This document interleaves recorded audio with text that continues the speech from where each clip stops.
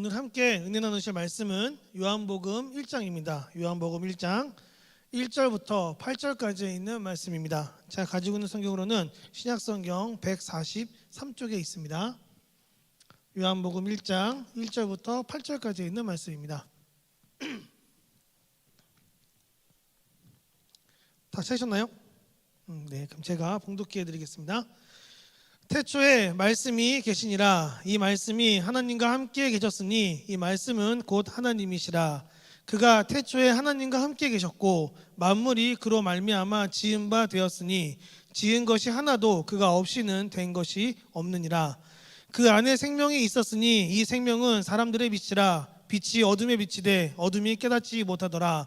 하나님께로부터 보내심을 받은 사람이 있으니 그의 이름은 요한이라. 그가 증언하러 왔으니 곧 빛에 대하여 증언하고 모든 사람이 자기로 말미암아 믿게 하려 함이라. 그는 이 빛이 아니요 이 빛에 대하여 증언하러 온 자라. 아멘. 반갑습니다. 저는 오늘 요한복음 1장 1절부터 8절까지에 있는 말씀으로 말씀이 육신이 되어 라는 제목으로 함께 은혜 나누는 시간 가져보려고 합니다. 보통 우리가 어떤 공장 같은 데서요, 그 공장 안에 있는 어떤 제조되는 물건들이 이게 불량이 있는지 없는지를 확인할 수 있는 가장 좋은 방법 중에 하나는 그 안에서 무작위로 몇 개 정도를 뽑아서 그 어떤 물건의 상태를 체크하는 겁니다. 그래서 체크를 했을 때 뭔가 불량률이 몇 프로 이상 나오면은 이거는 좀 문제가 있다. 그럼 다시 이제 전수조사를 해서 전체적으로 얼마나 문제가 있는지 확인을 하고 그것들을 고치는 작업들을 하거든요. 보통 그런 검수 작업들을 하게 됩니다. 우리가 왜 이런 방식을 쓰게 되냐면 사실 우리가 살면서 공장에서 물건이 나오면서 거기 있는 모든 것들을 다 일일이 체크하면서 하기에는 너무나 많은 어려움이 있기 때문이겠죠. 그런데 이게 사람과의 관계 속에서도 좀 비슷한 일이 벌어진 것 같아요. 예를 들면 이런 거예요. 어떤 사람이 자기가 좀 부당한 일을 당했어요. 자기를 막 괴롭히는 사람들이 있어요. 그런데 막 이렇게 저렇게 좀 알아보니까 나를 괴롭혔던 사람들 중에 대다수가 교회 다니는 사람이에요. 만약에 그런 상황이 벌어진다면 이 사람은 교회에 대해서 어떤 인식을 갖게 될까요? 하나님이 있다고 믿고 안 믿고의 문제가 아닙니다. 그냥 교회 자체를 문제로 바라보는 사람도 있을 겁니다. 제가 왜 이런 이야기를 하냐면요, 여러분, 사실 세상에 있는 사람들은요 하나님을 볼 수 없습니다. 세상에 그 어떤 곳에도 하나님이 나 하나님이다 라고 하면서 이렇게 하나님 보여주십니까? 차라리 그러면 믿기 싫겠어요, 그죠? 하늘 딱 봤는데 하늘에서 갑자기 어느 날 하나님 얼굴 딱 보여주시면서 나야! 그러시면은 누가 그걸 거부할 수 있겠습니까? 그런데 하나님은 그렇게 자신을 드러내지 않으십니다. 이 땅을 창조하셨고 이 땅을 치리하시고 이 땅을 인도하시지만 우리는 하나님을 직접 눈으로 볼 수 없습니다. 하나님이 부끄러움이 많기 때문입니까? 아닙니다. 그 이유는 분명합니다. 우리가 출애굽기에 보면 하나님이 모세조차도 자기를 얼굴과 얼굴을 대면하지 않으셨습니다. 왜냐하면 하나님은 거룩한 분이시고 거룩지 못한 존재가 하나님 앞에 대면하게 되었을 때 어떤 일이 벌어질지를 알기 때문입니다. 그래서 하나님은 그를 덮으셨고 하나님의 등만 보여주셨어요. 근데 그것도 모세가 유일해요. 이스라엘 백성들은 그 시내산 위로 절대 올라오지 못하겠습니다. 왜요? 올라오면 너희가 다 죽게 될 거라고요. 하나님의 거룩함이 너희를 집어삼킬 거야. 그러니 어쩌면 하나님이 우리에게 자신을 드러내지 않으시는 이유는 다 우리를 위해서 아니겠습니까? 그런데 그렇게 하나님이 자신을 드러내지 않고 계실 때 하나님을 알 수 있는 방법은 뭐밖에 없습니까? 저는 이렇게 생각합니다. 우리 그리스도인들이 바로 하나님을 보여줄 수 있는 유일한 존재입니다. 그래서 여러분, 원래 우리가 구원을 받으면 하나님을 믿으면 우리는 그렇게 믿죠. 우리의 구원은 영원하다고요. 하나님께서 우리를 택하시고 하나님의 자녀 삼으시면 그 사랑은 세상 누구도 끊을 수 없다고요. 저는 이 말을 믿습니다. 제가 지금도 그리스도인으로 살 수 있는 이유는 이 선언 때문입니다. 이 믿음 때문입니다. 그런데 그런 내가 왜 일평생의 시간 동안 이 땅에 살아가고 있습니까? 구원 받으면 그냥 데려가시면 되는데 하나님은 왜 우리를 이 땅 가운데 두셨습니까? 그건 하나님이 우리를 통해 하나님을 드러내시기 위해 우리를 이 땅 가운데 세워놓으신 게 아닐까요? 그렇다고 한다면 여러분, 우리의 사명은 뭐겠습니까? 이 땅을 살아가면서 여러분, 전도 몇 명 했냐? 예수 믿으세요? 얼마나 전했냐? 물론 이런 전도의 행위도 중요하지만 전 이것보다 더 중요한 것을 뭐라고 생각하냐면요, 여러분들을 그리스도인으로서 다른 사람들이 보았을 때 정말 여러분들의 삶을 통해 하나님의 살아계심을 그 사람들이 느낄 수 있는가? 그 사람들이 우리의 삶을 통해 하나님을 깨달을 수 있는가, 하나님의 살아계심을 인정할 수 있는가, 여러분 저는 이게 가장 중요하다고 생각합니다. 만약 우리가 누군가의 관계 속에서 그리스도인임에도 불구하고 하나님의 사랑과 은혜를 드러내지 못한다면 여러분 그것만큼 불행한 그리스도인도 없습니다. 사랑은 받았는데 믿음은 가지고 있는데 내 삶은 그것과 아무 상관없는 거예요. 도대체 나는 뭘 믿는 겁니까? 어떤 삶을 사는 겁니까? 여러분 누군가 이런 이야기를 했어요. 믿는 건 믿는 거고요, 사는 건 사는 거고 다르지 않습니까? 여러분 진짜 그렇게 생각하십니까? 사람은요, 내가 중요하다고 생각하는 것, 내가 믿는 것대로 행동합니다. 가장 큰 예를 들어줄까요? 여러분 지금 여러분들 왜 열심히 스펙을 쌓기 위해 노력하고 있습니까? 그렇게 해야 성공한다고 믿으니까요. 그렇게 해야 인정받는다고 믿으니까요. 그렇게 해야 내가 다른 사람보다 더 나은 삶을 살 수 있다고 믿으니까요. 살아보셨어요? 아니잖아요. 그런데 왜 우리는 그 길을 그렇게 열심히 갑니까? 주변에 하는 걸 보니, 이야기를 하는 걸 들어보니, 선배들의 삶을 지켜보니 그렇게 살아야 되는 것처럼 보이거든요. 그러면 그걸 믿고 따를 수밖에 없는 겁니다. 그러면 그 믿음은 내 행동을 통제하기 시작합니다. 내가 그걸 믿지 않았을 때는 내 삶을 내 마음대로, 내 원하는 대로 쓰다가 이제 내가 그런 데 쓸 시간이 부족한 거예요. 없는 거예요. 그래서 내 스펙을 쌓는데 내가 내 자신의 어떤 자격을 증명하는데 더 많은 시간을 할애하고 더 많은 노력을 할애하고 그렇게 행동하지 않습니까? 여러분 그게 우리가 믿는 대로 행동한다는 거예요. 우리가 세상에서 가지고 있는 믿음도 내 삶을 이렇게 통제하는데 하물며 우리의 영혼의 시간을 그렇게 부르시는 하나님을 향한 믿음이 우리의 삶을 어찌 통제 안 하겠습니까? 여러분 우리가 그리스도인이 된다는 건 그런 겁니다. 단순히 예수님 믿는 거 알아요, 믿어요, 여러분 이렇게 이야기하는 게 아니라 정말 내가 믿는다면 그 믿음대로 살고 있는가, 정말 내가 믿는다면 그 믿음이 내 삶을 지배하고 있는가, 그래서 내가 하는 행동 하나하나에 그 믿음이 드러나는가. 여러분 저는 이게 굉장히 중요하다고 생각합니다. 하나님을 믿지 않는 사람들 모두가요 탁 걸리는 부분이 있어요. 성경 읽을 때요. 어딜 것 같아요? 창세기 1장 1절입니다. 태초에 하나님이 천지를 창조하시니라. 여러분 이 말씀을 믿을 수 있어야 성경을 읽을 수 있습니다. 이걸 내가 못 믿으면요 이 안에 무슨 말씀이 있는지 다 내 귀에 안 들어와요. 왜냐하면 이 안에 있는 말씀은 천지를 창조하신 분의 이야기이기 때문입니다. 그런데 그걸 내가 못 받아들인다? 그럼 성경 못 읽는 거예요. 그런데 우리는 그걸 믿는 사람들입니다. 여기 다 믿고 계시지 않습니까? 그렇다면 우리의 삶은 그 믿음 아래서 움직여야 하지 않겠습니까? 그래서 오늘 본문에 있는 이 말씀은 저는 이렇게 생각합니다. 요한이라고 하는 사도가 복음서를 작성하는데 복음서를 쓸 때 그런 마음으로 썼을 것 같아요. 뭐냐면 이 성경을 읽는 자마다 그가 그리스도인으로서 정말 올바른 삶을 살아내기를, 믿음의 삶을 살아내기를, 믿음으로 승리하는 그런 인생을 살아내기를 그런 마음으로 썼을 거예요. 왜냐하면 이 앞에 이미 3개의 복음서가 있거든요. 요한복음은 가장 마지막에 쓰인 책입니다. 그런데 왜 요한이 마지막에 또 복음서를 썼을까요? 그 교회 안에 활동하고 있는 수많은 그리스도인들, 물론 이때는 핍박과 굉장한 환란이 교회 안에 찾아오던 시기였습니다.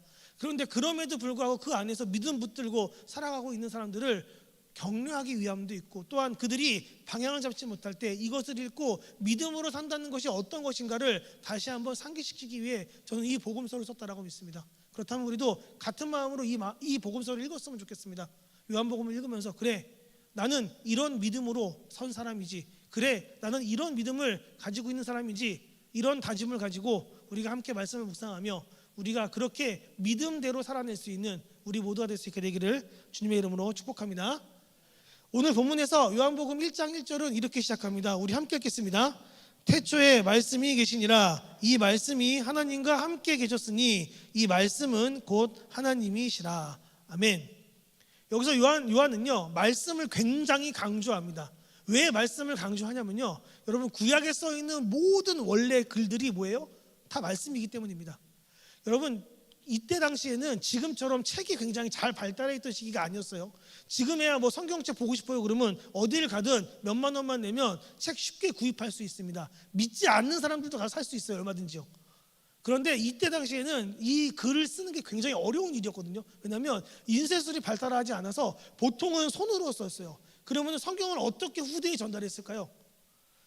보통은 이 안에 있는 내용들을 머릿속에 다 외워서 외운 것을 구전으로 전달했어요. 그래서 이게 구전의 구전으로 전달되면서 이것들이 지금까지 쭉 이어져 온 겁니다. 그러니 이 사람들에게 성경은 곧 말씀인 거예요. 누군가가 나에게 전해주는 하나님의 이야기, 누군가가 나에게 전해주는 이스라엘의 역사, 누군가가 나에게 전해주는 하나님께서 주신 이스라엘을 향한 하나님의 마음, 이런 것들을 다 말로써 전한 겁니다. 그런데 그 이야기를 쭉 다 들어본 요한은 결론을 내린 거예요. 이 말씀은 곧 뭡니까? 하나님이시다. 왜냐하면 이 세상에 하나님을 우리가 알아볼 수 있는 방법이 그것밖에 없기 때문입니다. 하나님은 자신이 주신 그 말씀을 통해서 역사하셨고, 자신이 주신 그 말씀을 통해서 자신을 드러내셨고, 자신이 해주신 그 말씀을 통해 자신의 마음을 전하셨으니까요. 누군가 저한테 와서 이런 얘기를 해요. 하나님, 저는 하나님의 마음을 알고 싶습니다. 저한테 많은 사람들이 이런 얘기를 해요. 그럼 제가 뭐라고 대답할 것 같아요? 성경 읽으라 그럽니다. 제발 성경 좀 읽고 물어보세요. 왜냐하면 성경에 이미 그분이라 말씀하셨거든요. 이미 그분이 어떤 마음을 가지고 계신지, 어떤 마음으로 우리를 사랑하시는지, 어떻게 우리를 구원하셨는지, 우리를 향해서 어떤 노력을 하셨는지, 우리를 어떻게 용서하셨는지 다 이 안에 쓰여 있거든요. 그런데 이거 하나도 안 읽고 와서 하나님이 자기한테 응답을 안 주신대요.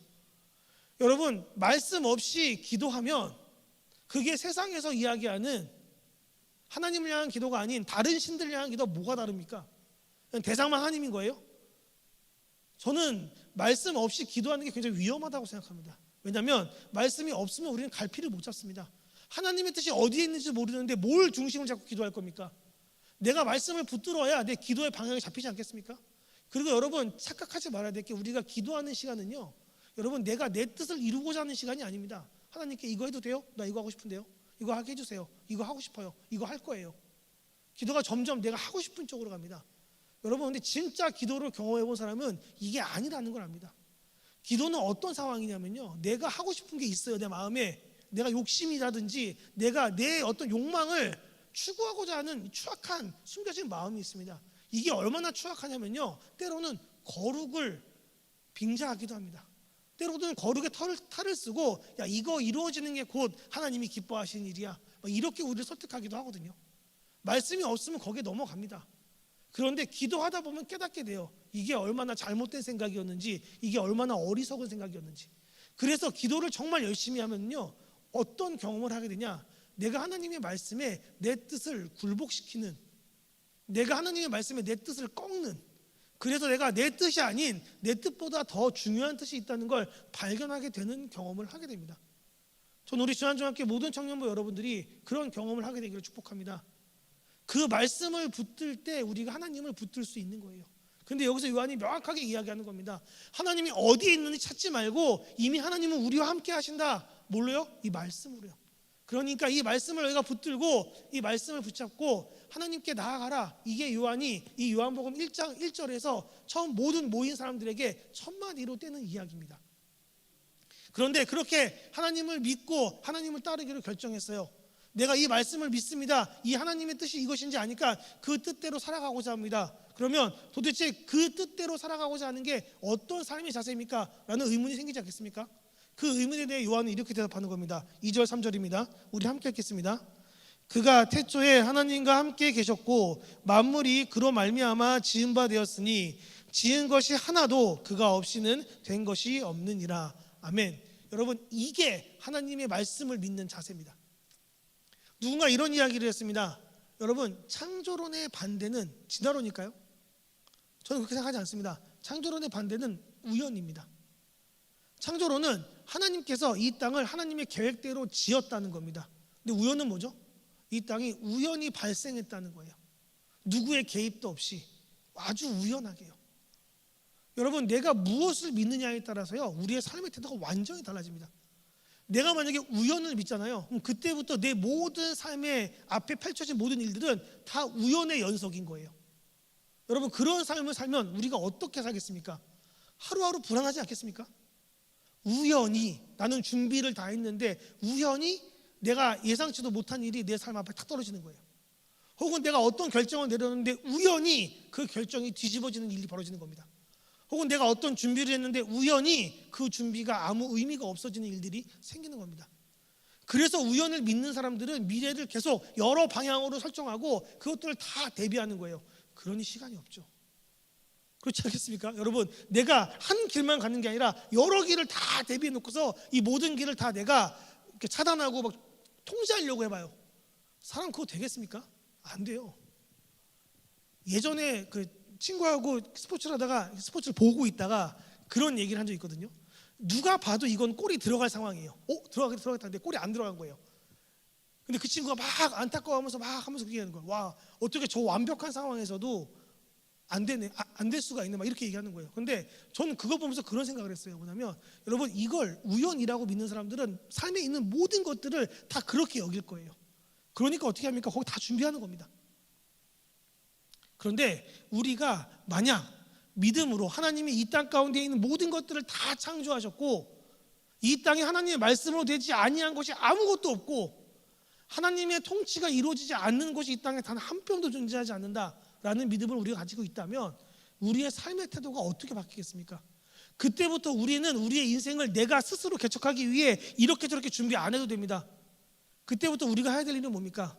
하나님을 믿는 믿음으로 하나님의 뜻을 구하며 그분이 우리를 구원한다 약속하셨으니 그 약속 붙들고 하루하루를 그분 안에서 평안히 지내면 되는 겁니다.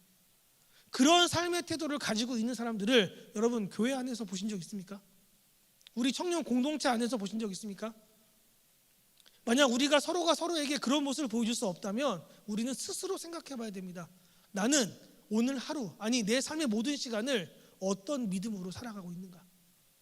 만약 내가 하나님이 내 삶을 책임지시고 내 삶을 인도하시고 내 삶을 붙들고 계시다고 하는 그 믿음으로 살아간다면 오늘 이 순간 나는 이 당황스러운 상황 속에서 어떤 모습을 취해야겠는가? 여러분, 이런 고민을 우리가 한 번쯤은 해봐야 됩니다. 이게 여러분들에게 여유 가지라고 하는 이야기가 아닙니다. 이게 여러분들에게 뭔가 삶을 좀 여유 있게 사세요, 좀 평안하게 사세요, 이런 말을 하는 게 아니에요. 이 세상에서 여러분 가장 불행한 게 뭐냐면요, 믿지 못할 나를 믿고 사는 거예요. 그렇지 않겠습니까? 누가 그러더라고요. 가장 불행하기 쉬운 방법은요, 끝없이 자기 묵상을 하면 된다고요. 여러분, 다른 사람은 몰라도 나는 내 자신을 잘 알지 않습니까? 내가 얼마나 부족한 존재인지를요. 그런데 그 부족함을 묵상하고 또 묵상하고 또 묵상해요. 이게 이 사람에게 무슨 유익이 되겠습니까? 그는 끝없이 불행해질 뿐입니다.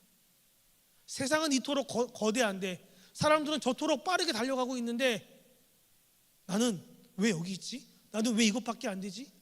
여러분, 그러다가 내 인생 다 끝나는 거예요. 거기엔 아무 소망이 없습니다.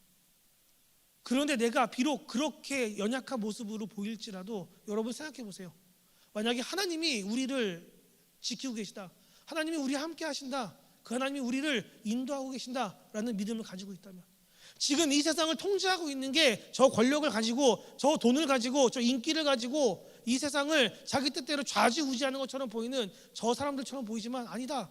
저들이 이 땅을 이끄는 게 아니라, 저들이 이 땅을 치리하는 게 아니라 하나님이 이 땅을 치리하신다, 하나님이 이 땅의 주인이시다 라고 우리가 선언할 수 있다면, 그리고 그 하나님이 내 아버지시다 라는 고백을 할 수 있다면 여러분, 그의 삶의 태도는 완전히 달라질 겁니다. 성경에 그런 이야기가 있어요. 내가 아무것도 갖고 있지 않으나 모든 것을 가지고 있는 것처럼. 진짜로 그런 일들이 가능하지 않겠습니까? 제가 자주 하는 예화 하나 있죠. 저기 드라마 이야기요. 드라마에서도 막 그런 거 있잖아요. 보통 출생의 비밀 많이 들어보셨죠? 네. 출생의 비밀. 막 드라마 주인공이 처음에는 진짜 못 살아요. 근데 알고 보니까 이 사람이 그 드라마상에서 제일 돈 많은 회장 숨겨진 아들이었어요. 근데 그게 처음에는 드러나지 않잖아요. 그럼 어떻게 합니까? 막 힘들게 싸우다가 마지막 결론쯤 가서 어떤 일이 벌어집니까? 그가 자기 아버지인 걸 알았어요. 상황 바뀌었습니까? 안 바뀌었어요. 근데 그거 하나만 알아도 그 사람의 태도가 다 바뀝니다. 어깨가 다 펴지고 막 목소리에 힘이 들어가고, 그렇게 해서 자기들의 적들을 이겨나가지 않습니까?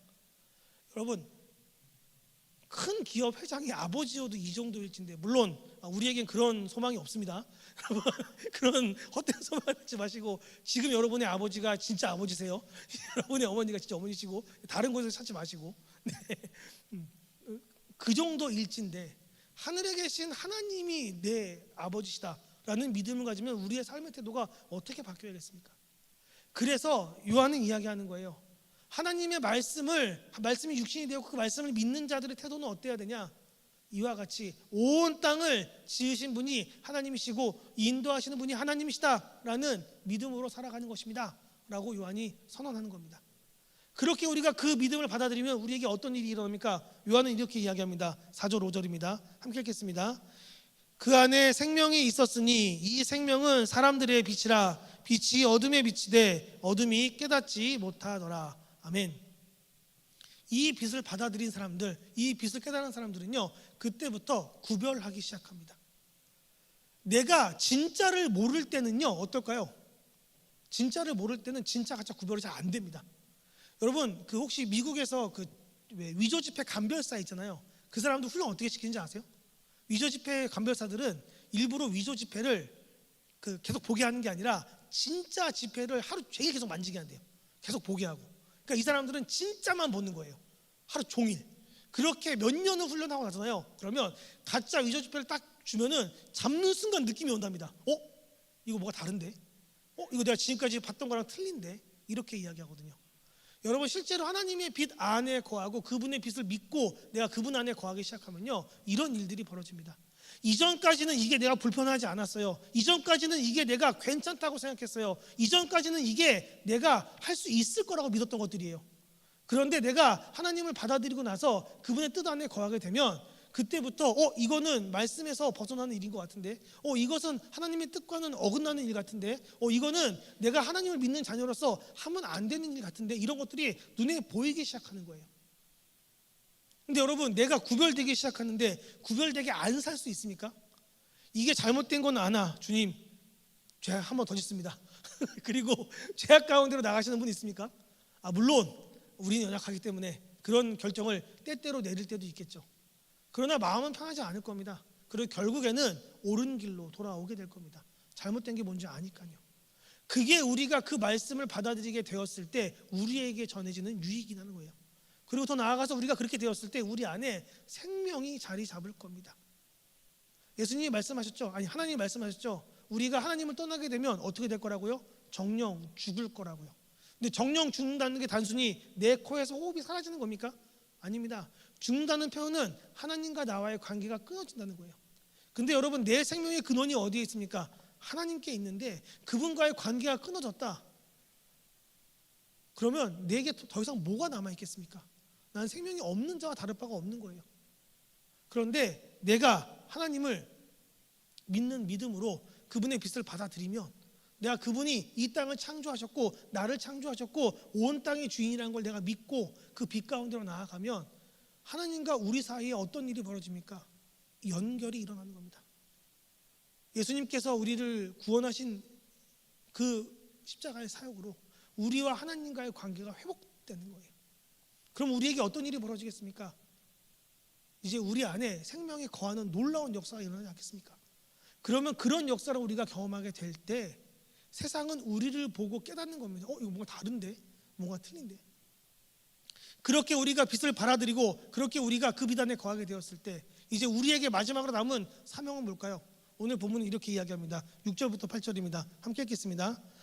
하나님께로부터 보내심을 받은 사람이 있으니 그의 이름은 요한이라. 그가 증언하러 왔으니 곧 빛에 대하여 증언하고 모든 사람이 자기에게로 말미암아 믿게 하려 함이라. 그는 이 빛이 아니요 이 빛에 대하여 증언하러 온 자라. 아멘.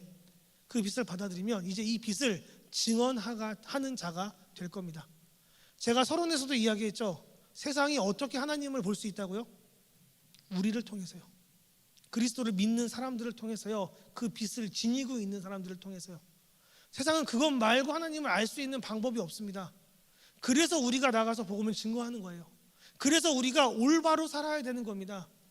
저는 그런 뉴스를 볼 때가 제일 가슴 아파요. 뭐냐면 교회를 사람들이 안 나오는 이유가 교인들 때문이다.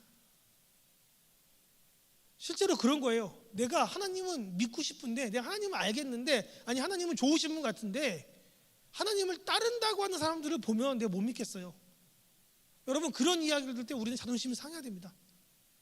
여러분, 그들이 하나님께 나오고자 하는 길을 그럼 누가 막고 있는 겁니까? 믿고 있는 사람들이 막고 있는 거 아닙니까? 이게 얼마나 안타까운 일입니까? 그리고 여러분, 그렇게 우리가 누군가의 신앙을 막게 되었을 때 여러분, 우리는 아무 죄가 없겠습니까? 성경 예수님은 분명히 말씀하셨어요. 만약에 내가 손으로 누군가를 시족하게 된다면 어떻게 하라고요?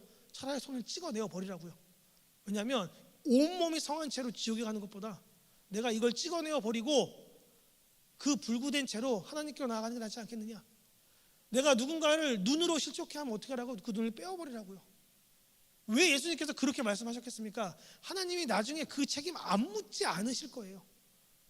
여러분, 예수님이 이 땅에 오셔서 사역을 하실 때 예수님의 사역을 제일 많이 방해한 사람들이 누구죠? 종교 지도자들이에요. 종교 전문가들이요. 하나님과 가장 가까이 있다고 공인된 사람들이요. 그런데 여러분, 그 사람들 때문에 사람들이 하나님께로 못 나갔습니다. 예수님이 거기다가 얘기하시는 거예요. 너희가 지금 하고 있는 이 행동은 너희만 하나님께 안 가는 게 아니라 하나님께 가겠다고 하는 사람들조차 못 가게 문고리 붙들고 너희가 그렇게 고집 피우고 있는 거라고.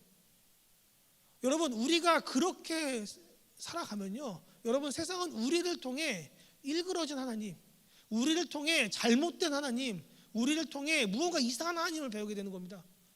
여러분, 그게 이단과 뭐가 다릅니까? 저는 그래서 우리 주한중학교 모든 청년부 여러분들이 이런 마음으로 살아갔으면 좋겠어요. 여러분, 우리가 하나님을 믿고 그 말씀을 받아들였으면 그 말씀대로 살아내시길 축복합니다. 그래서 누군가 여러분의 삶을 봤을 때 세상 어디에도 없는 그런 어떤 삶의 자세를 보고, 아, 내가 저 사람을 보니 교회가 궁금하다. 내가 저 사람을 보니 그리스도인이 되고 싶다. 내가 저 사람을 보니 저 사람과 함께 신앙생활 한번 해보고 싶다. 여러분, 그런 마음이 우리가 들게 할 수 있다면 저는 믿습니다. 그 사람의 삶을 통해 하나님의 능력과 하나님의 사랑과 하나님의 살아계심이 드러나게 될 겁니다. 저는 우리 주한중학교 모든 청년부 여러분들이 그런 귀하고 복된 인생을 살 수 있게 되기를 주님의 이름으로 축복합니다. 여러분, 그렇게 살아갈 때 저는 믿습니다. 세상은 여러분을 통해 하나님을 보게 될 겁니다. 하나님은 여러분을 통해 세상에 하나님 자신을 알릴 것입니다. 그런 귀한 축복의 통로가 우리 모든 청년부 여러분들 될 수 있게 되기를 주님의 이름으로 축복합니다. 이 시간 함께 기도하도록 하겠습니다. 함께 기도하실 때 이런 마음으로 기도했으면 좋겠습니다. 주님, 우리가 오늘 말씀을 통해서 함께 은혜를 나눴던 것처럼 주님, 하나님께서 우리에게 주신 그 말씀처럼 그 말씀이 육신이 되어 우리의 삶 가운데, 우리의 마음 가운데 깊이 박혀서 주님, 우리 역시 그 말씀을 살아내는 그런 귀한 청년들이 될 수 있도록 아버지 붙드시고 인도하여 주시옵소서. 그래서 우리 모든 청년들이 주께 나와 아버지 앞에 예배하고 또 세상에 나아가 하나님의 사랑으로 살아갈 때 주님, 우리의 삶을 통해 살아계신 하나님이 드러나고, 우리의 삶을 통해 살아계신 하나님의 말씀이 드러나고, 우리의 삶을 통해 하나님의 인자와 하나님의 사랑하심과 하나님의 긍휼하심과 하나님의 은혜가 드러나는 그런 귀하고 복된 인생 될 수 있도록 아버지 우리의 인생을 붙들어 주시옵소서. 그래서 우리가 믿는 대로 살아갈 수 있는 믿음의 자녀들 될 수 있도록 아버지 인도해 주시고, 그 믿음 안에 거할 때 하나님 우리 모든 청년들의 마음과 중심 붙들어 주시고 저들의 생각을 붙들어 주시옵소서. 저들의 인생을 하나님의 뜻 가운데 인도하여 주시옵소서. 우리 그런 마음을 가지고 이 시간 다 같이 주여 한번 기도합니다. 주여, 하나님 이 시간 가운데 기도합니다. 하나님, 오늘 말씀을 통해서 우리가 함께 은혜 나눴던 것처럼 주님, 우리가 이 땅 가운데